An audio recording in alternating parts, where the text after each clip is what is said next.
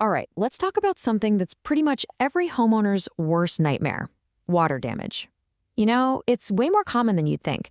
And whether it's a tiny, slow leak you don't even see or a full-on flood, the second that water gets into your house, a clock starts ticking. So let's get into it and figure out what's really going on behind your walls when things get wet.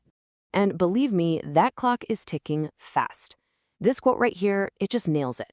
The real enemy? It's not just the puddle on the floor, it's the timeline. Especially in a place that's warm and humid, you've got this tiny critical window. We're talking just 2 days before a simple water issue blows up into a huge crisis for your health and your home.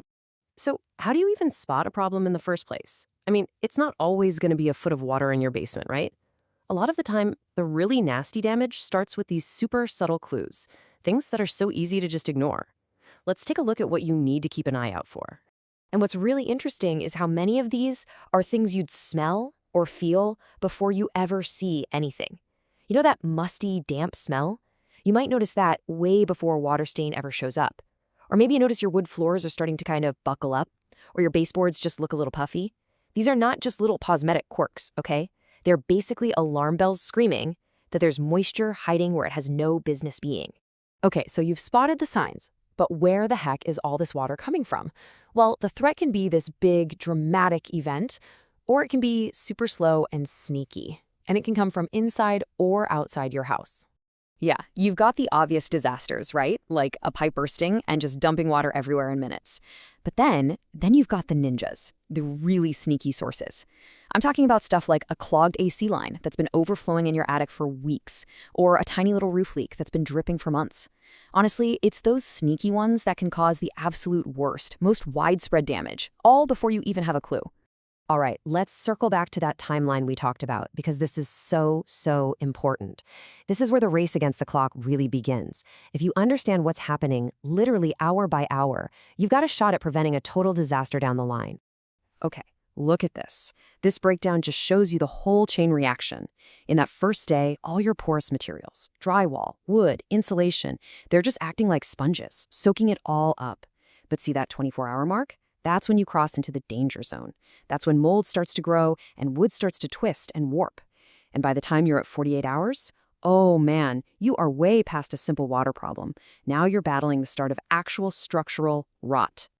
And that's really the bottom line, isn't it? If you ignore this, or even just wait too long, the consequences are huge. We're not just talking about a stain on the ceiling. We're talking about damage that could literally compromise the bones of your house. We're talking about health risks for your family and your property value just tanking. This is exactly why getting a professional in and getting them in fast is, well, it's not even a question. So, what's the right way to fight back? Well, I can tell you it's not just pointing a box fan at a wet spot and hoping for the best. No, professional restoration is a full-blown science. It's all about specific protocols, different classifications of water, and using technology that's designed to pull moisture out from deep inside the structure. And the very first thing a pro is going to do, figure out what kind of water they're dealing with. Because you see, not all water is created equal. Its source, how contaminated it is, that one single fact determines everything that comes next. We're talking about the safety gear they need, the kind of cleaners they use, the whole 9 yards. So let's just look at the two extremes to make it clear. On one side, you have Category 1. This is clean water, like from a broken water pipe. Yeah, it's a huge mess, but it's not an immediate biohazard. But on the other end of the spectrum, you have Category 3, or black water. Think sewage backups or floodwater from a storm. This stuff is seriously contaminated and calls for a full-on hazmat-level response. The source matters. A lot. Now, here's something you might not think about. In a really humid climate, you can't just open a window to air things out. You'd actually be making it worse by letting more humidity in. So the real science here is about creating a totally controlled environment. They bring in these massive air movers and industrial dehumidifiers. The air movers literally force-trapped moisture out of the drywall and wood, and the dehumidifiers suck it right out of the air. That's how you beat that 48-hour clock. You're not just drying the air, you're pulling the water out of the very bones of the house. So once they've got the science down, professionals have a very clear playbook they follow. Think of it like a game plan. It's a methodical process that's designed to take a home from total chaos back to normal as safely and quickly as possible. So let's walk through the basic plays. It really comes down to three main phases. Step 1, get rid of the standing water. And I mean fast. They use these powerful truck-mounted pumps to get it all out. Step 2, bring in the big guns, the air movers and dehumidifiers, to pull out all that stubborn, hidden moisture from inside the walls and floors. And finally, step 3, clean and disinfect. They treat all the surfaces to make sure mold has no chance to grow, getting the whole area safe and ready for any repairs. And listen, it's really important to be realistic about this. This isn't an overnight thing. Getting a structure truly dry, especially in a humid area, usually takes anywhere from 3 to 7 days. That's with the equipment running nonstop. If you try to rush this part, you're just setting yourself up for huge problems, like mold, down the road. Okay, so now that we know all this, let's talk about you. What should you do in those first critical hours? Having a simple action plan ready to go can make a massive difference in how this all turns out and how much it costs.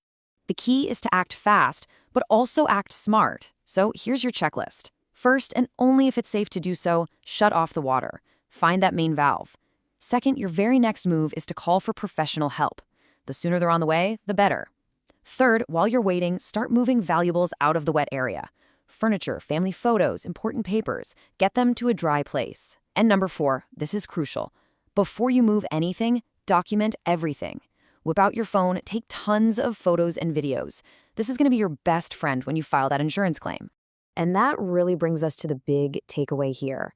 Look, anybody can make something feel dry to the touch. That's easy. But that's not the goal. True restoration means the structure itself is dry, the threat of mold is completely gone, and the air in your home is actually safe to breathe. So I'll just leave you with this question to think about. If this ever happens to you, are you going to settle for just a quick fix, or are you going to make sure you get a complete recovery?